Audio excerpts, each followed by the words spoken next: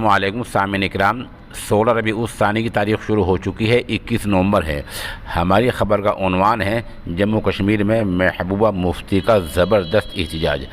آپ کو پتہ ہی ہے کہ گزشتہ 15 نومبر کو تقریباً ایک ہفتہ پہلے جموں کشمیر میں پولیس کی فائرنگ میں 4 لوگوں کا قتل ہو گیا تھا۔ بتایا جا رہا ہے 2 ان میں غلط قسم کے آدمی تھے اور 2 شہر کے کاروباری آدمی تھے۔ انہی کاروباری کی موت کی وجہ سے مختلف سیاسی پارٹیاں اس مسئلے پر آواز بلند کر رہی ہیں۔ خبر تھوڑی تفصیل سے سن لیں۔ جموں کشمیر میں حیدر پورہ انکاؤنٹر کے بعد لگاتار سیاسی ابال آ رہا ہے اور اس میں تمام سیاسی پارٹیاں اس حادثے پر اپنا ورود، اپنی مخالفت، اپنا احتجاج درج کرا رہی ہیں۔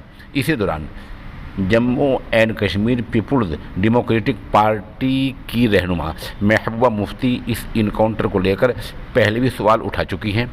آج اتوار کے دن وہ اپنی پارٹی کے لیڈروں کے ساتھ سری نگر میں راج بھون کے سامنے پہنچی اور وہاں احتجاج درج کرایا۔ وہیں انہوں نے کہا کہ اس معاملے میں اپ راجیپال نائب گورنر منوج سنہا معافی مانگیں۔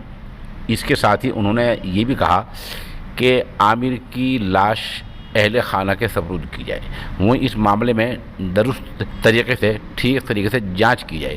محبوبہ مفتی کو حیدر پورہ انکاؤنٹر کے بعد نظر بند کر دیا گیا تھا۔ ویسے اس معاملے کی جانچ سری نگر کے additional district magistrate Khurshid Ahmad Shah کر رہے ہیں، جو 15 دن کے اندر اس معاملے سے جڑی تمام رپورٹیں اعلیٰ حکام کے سپرد کر دیں گے۔ بہرحال ایک ہفتے پہلے یہ معاملہ ہوا تھا اور اسی معاملے کو لے کر آج محبوبہ مفتی نے احتجاج درج کرایا ہے۔ موقع کی ہم ایک تصویر پیش کر رہے ہیں۔